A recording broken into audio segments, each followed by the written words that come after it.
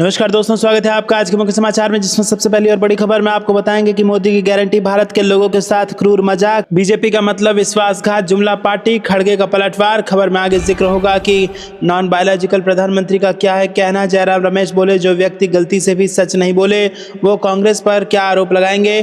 खबर में आगे जिक्र होगा कि योगी के बटेंगे तो कटेंगे नारे पर अखिलेश यादव की नसीहत, नजरिया और सलाहकार सब बदलें। खबर में आगे जिक्र होगा कि झारखंड चुनाव से पहले बीजेपी को तगड़ा झटका, जेएमएम में शामिल हुए दिग्गज नेता।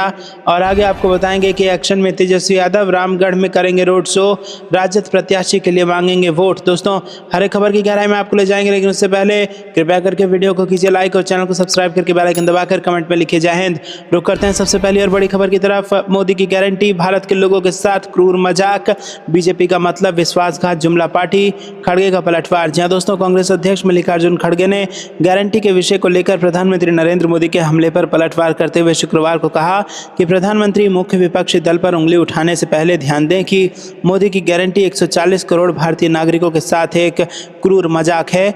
उन्होंने प्रधानमंत्री मोदी पर झूठ, छल और कपट का आरोप लगाया और ये दावा भी किया कि भारतीय जनता पार्टी का मतलब विश्वासघात और जुमला है।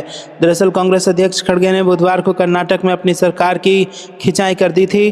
उन्होंने मुफ्त बस योजना की समीक्षा करने की बात पर नाराजगी जताई थी। खड़गे ने कहा था कि उतना ही वादा कीजिए जितना पूरा कर पाए। खड़गे ने एक्स पर पोस्ट किया कि नरेंद्र मोदी जी, झूठ, छल, कपट, लूट और प्रचार, ये 5 विशेषण हैं जो आपकी सरकार का सबसे अच्छा वर्णन करते हैं। 100 दिवसीय योजना के बारे में आपका ढोल पीटना एक सस्ता पीआर स्टंट था। और उन्होंने कहा कि 16 मई 2024 को आपने ये भी दावा किया था कि आपने 2047 के रोड मैप के लिए 20 लाख से अधिक लोगों से राय ली थी।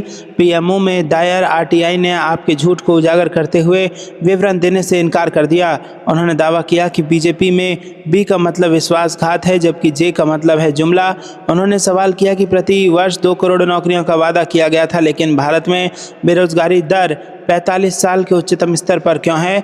जहां भी मुट्ठी भर नौकरियों के लिए रिक्तियां होती हैं, वहां भगदड़ क्यों देखी जाती है। साल में 70 पेपर लीक का जिम्मेदार कौन है। सार्वजनिक उपक्रमों में हिस्सेदारी बेचकर किसने छीने 5 लाख सरकारी नौकरियां।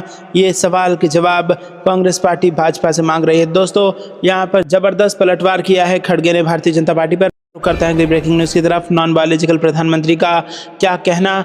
जयराम रमेश बोले, जो व्यक्ति गलती से भी सच नहीं बोले वो कांग्रेस पर आरोप लगा रहे हैं। जी हां दोस्तों, प्रधानमंत्री नरेंद्र मोदी ने शुक्रवार शाम कांग्रेस पर जमकर निशाना साधा। प्रधानमंत्री ने कांग्रेस के राष्ट्रीय अध्यक्ष मल्लिकार्जुन खड़गे के बयान का जिक्र करते हुए कहा कि कांग्रेस केवल झूठे वादे करती है। वहीं पीएम मोदी के बयान पर कांग्रेस के वरिष्ठ नेता जयराम रमेश ने पलटवार किया। जयराम रमेश ने कहा कि प्रधानमंत्री नरेंद्र मोदी गलती से भी सच नहीं बोलते हैं और वो कांग्रेस पर आरोप लगा रहे हैं। कांग्रेस पार्टी पर पीएम नरेंद्र मोदी के ट्वीट पर कांग्रेस महासचिव जयराम रमेश ने कहा कि नॉन बायोलॉजिकल प्रधानमंत्री के बारे में क्या कहा जाए। कांग्रेस अध्यक्ष और हमारे मुख्यमंत्रियों ने उन्हें कड़ा जवाब दिया है। वो व्यक्ति जो गलती से भी सच ना बोले, अब वो कांग्रेस पार्टी पर आरोप लगा रहे हैं। आश्चर्य की बात है कि जो व्यक्ति पिछले 10 सालों से जुमलों में लगा हुआ है और उसकी कथनी और करनी में बहुत अंतर है, वो आज उपदेश दे रहा है कांग्रेस पार्टी के प्रति। और कांग्रेस पार्टी की आलोचना करने से मुझे हंसी आती है। दोस्तों, रुक करते हैं अगली ब्रेकिंग न्यूज़ की तरफ। योगी के बटेंगे तो कटेंगे नारे पर अखिलेश यादव की नसीहत, नजरिया और सलाहकार तीनों बदलें। जी हां दोस्तों, आपको बता दें, सीएम योगी के बटेंगे तो कटेंगे नारे पर सपा प्रमुख अखिलेश यादव ने हमला बोलते हुए सलाह दी है। देश और समाज के हित में उन्हें अपनी नकारात्मक नज़र और नज़रिया के साथ अपने सलाहकार भी बदल लेना चाहिए। ये उनके लिए भी हितकर साबित होगा।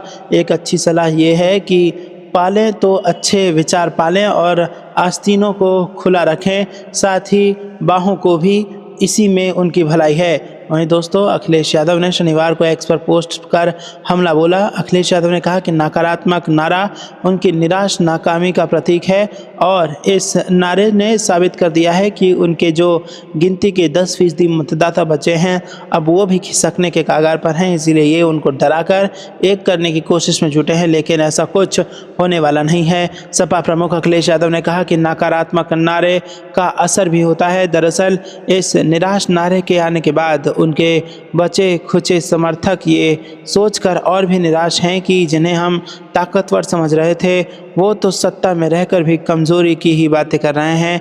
जिस आदर्श राज्य की कल्पना हमारे देश में की जाती है उसके आधार में अभय होता है, भय नहीं। ये सच है कि भयभीत ही भय बेचता है, क्योंकि उसके पास जो होगा वो वही तो बेचेगा। देश के इतिहास में यह नारा निकृष्टतम नारे के रूप में दर्ज होगा और उनके राजनीतिक पतन के अंतिम अध्याय के रूप में आखिरी शाब्दिक कील सा साबित होगा। तो शुरू करते हैं अगली ब्रेकिंग न्यूज की तरफ। झारखंड चुनाव से पहले बीजेपी को तगड़ा झटका, जेएमएम में शामिल हुए ये दिग्गज नेता। जी हां दोस्तों, झारखंड विधानसभा चुनाव को लेकर नेताओं के दल बदलने का सिलसिला जारी है। इसी कड़ी में गिरिडीह में बीजेपी को झटका लगा है। यहाँ बीजेपी के प्रदेश उपाध्यक्ष प्रणव वर्मा ने पार्टी के सभी पदों से इस्तीफा दे दिया है। शनिवार को प्रणव वर्मा ने सूबे के मुखिया के साथ झारखंड मुक्ति मोर्चा के कार्यकारी अध्यक्ष हेमंत सोरेन की मौजूदगी में जेएमएम की सदस्यता ग्रहण कर ली है।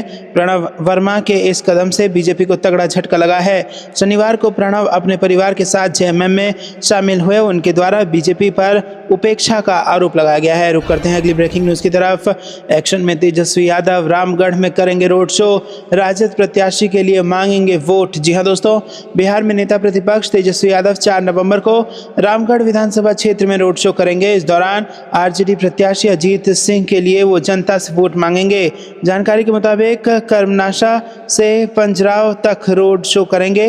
ये यात्रा 40 किलोमीटर की होगी। बता दें कि अजीत सिंह बक्सर से सांसद सुधाकर सिंह के भाई हैं। उनके पिता जगदानंद सिंह आरजेडी के प्रदेश अध्यक्ष हैं। मीडिया से बातचीत के दौरान सांसद सुधाकर सिंह ने कहा कि नेता प्रतिपक्ष तेजस्वी यादव 3 नवंबर को ही रामगढ़ पहुंच जाएंगे। वो 4 नवंबर को रोड शो के करने के बाद रात में वहीं विश्राम करेंगे। उपचुनाव में पार्टी की स्थिति काफी मजबूत नजर आ रही है। बता दें कि सुधाकर सिंह के सांसद बनने के बाद रामगढ़ विधानसभा सीट खाली हुई है। पिता जगदानंद सिंह भी यहां से विधायक रह चुके हैं। उपचुनाव से ठीक पहले अजीत सिंह जेडीयू छोड़कर आरजेडी का दामन थामे थे। यहां से बीजेपी ने राजपूत जाति से ही आने वाले पूर्व विधायक अशोक कुमार सिंह को मैदान में उतारा है। जनसुराज ने सुनील सिंह कुशवाहा को यहां से टिकट दिया है। बसपा ने पूर्व विधायक अंबिका यादव के भतीजे सतीश यादव उर्फ पिंटू यादव को रामगढ़ से उम्मीदवार बनाया है। रुक करते हैं अगली ब्रेकिंग न्यूज़ की तरफ। पहले गिरिराज सिंह ये बताएं कि वो और उनकी सरकार बिहार के लिए क्या कर रही है। केंद्रीय मंत्री के बयान पर बोली मीसा भारती। जी हाँ दोस्तों, आपको बता दें केंद्रीय मंत्री गिरिराज सिंह के बयान पर आरजेडी सांसद मीसा भारती ने प्रतिक्रिया दी है और उन्होंने कहा कि बिहार से इतनी संख्या में जीतकर सांसद जाते हैं, लेकिन संसद में बिहार के मुद्दे पर किसी का मुंह नहीं खुलता। पहले गिरिराज सिंह ये तो बताएं कि बिहार के लिए वो और उनकी सरकार क्या कर रही है। वहीं दोस्तों, मीसा भारती ने कहा कि हाल ही में कपड़ा मंत्री गिरिराज सिंह ने जो बयान दिया है वो भी आपने सुना होगा। अगर वो इस तरह का बयान देते हैं तो ये उन्हें शोभा नहीं देता। हमारे भागलपुर में नई फैक्ट्री लगाने या बुनकरों के भविष्य को लेकर कितनी संभावनाएं हैं, लेकिन वो क्या कर रहे हैं। पहले गिरिराज सिंह ये तो बताएं कि बिहार के लिए वो और उनकी सरकार क्या कर रही है। बिहार में 4 सीटों पर उपचुनाव होने हैं और देश के 2 राज्यों में चुनाव होने हैं। इस पर सांसद मीसा भारती ने कहा कि सब जगह चुनाव चल रहे हैं। सभी दल के नेता यही कह रहे होंगे कि हम लोग अच्छा कर रहे हैं, हम लोग सारी सीट जीत रहे हैं। ये हम सिर्फ दिखाने के लिए नहीं बोल रहे हैं, बल्कि हम लोग जनता के मुद्दे पर जनता के बीच जा रहे हैं। हमें पूरा विश्वास है कि इंडिया गठबंधन की जीत होगी। रुक करते हैं अगली ब्रेकिंग न्यूज़ की तरफ। राजस्थान के पूर्व सीएम अशोक गहलोत का बीजेपी सरकार पर हमला। कहा हमारी सरकार की योजनाओं को बंद या कमजोर किया गया। जी हाँ दोस्तों, राजस्थान के पूर्व मुख्यमंत्री अशोक गहलोत ने राज्य की बीजेपी सरकार पर उनकी पूर्ववर्ती सरकार की लोक कल्याणकारी योजनाओं को बंद या कमजोर करने का आरोप लगाया गया है। गहलोत ने कहा कि प्रधानमंत्री नरेंद्र मोदी को राज्य की जनता के बीच एक सर्वेक्षण कराकर ये पता लगाना चाहिए कि इन योजनाओं को बंद किए जाने से उनमें कितनी नाराजगी है। इसके साथ ही गहलोत ने केंद्र सरकार पर भी अपने वादों पर खड़ा नहीं उतरने का आरोप लगाया। उन्होंने शुक्रवार रात सोशल मीडिया एक्स पर लिखा कि राज्य में कांग्रेस सरकार ने पार्टी के घोषणा पत्र के आधार पर कई कल्याणकारी योजनाएं बनाई थी और समय पर लागू की थी। इस प्रकार राजस्थान में कांग्रेस की पूर्व सरकार ने पूरे देश के सामने एक मिसाल कायम की जिसका जनता को लाभ मिला। उन्होंने प्रधानमंत्री मोदी को संबोधित इस पोस्ट में लिखा कि राजस्थान में मौजूदा बीजेपी सरकार ने पूर्ववर्ती कांग्रेस सरकार की सभी योजनाओं को बंद कर दिया या कमजोर कर दिया, जिसे लेकर जनता तीव्र प्रतिक्रिया दे रही है। आपको राजस्थान की जनता में सर्वेक्षण कराना चाहिए ताकि पता चल सके कि कांग्रेस सरकार द्वारा अपने घोषणा पत्र के अनुसार लागू की गई योजनाओं को बंद करने से लोगों में कितनी नाराजगी है। उन्होंने गारंटी के विषय को लेकर प्रधानमंत्री मोदी और कांग्रेस अध्यक्ष मल्लिकार्जुन खड़गे के बीच हाल में सार्वजनिक रूप से हुई बयानबाजी का जिक्र करते लिखा कि एक ऐसे प्रधानमंत्री द्वारा इस प्रकार की बयानबाजी बहुत दुखद है जिनकी सरकार 2014 और 19 में जनता से किए गए वादों को पूरा करने में विफल रही है। रुख करते हैं अगली ब्रेकिंग न्यूज़ की तरफ। झारखंड में एक बार फिर बनेगा इंडिया गठबंधन की सरकार, रांची में बोले केसी वेणुगोपाल। जी हाँ दोस्तों, कांग्रेस के राष्ट्रीय महासचिव केसी वेणुगोपाल ने शुक्रवार को पार्टी की झारखंड प्रदेश के वरिष्ठ नेताओं और विभिन्न लोकसभा एवं विधानसभा क्षेत्र के पर्यवेक्षकों के साथ रांची में चुनावी रणनीति पर मंथन किया। पार्टी के इस संवाद कार्यक्रम के बाद वेणुगोपाल ने दावा किया कि राज्य में अगले 5 साल के लिए एक बार फिर इंडिया गठबंधन की सरकार बननी तय है। दोस्तों, आपको क्या कुछ लगता है कमेंट में जरूर बताइए। वीडियो को लाइक नहीं किया तो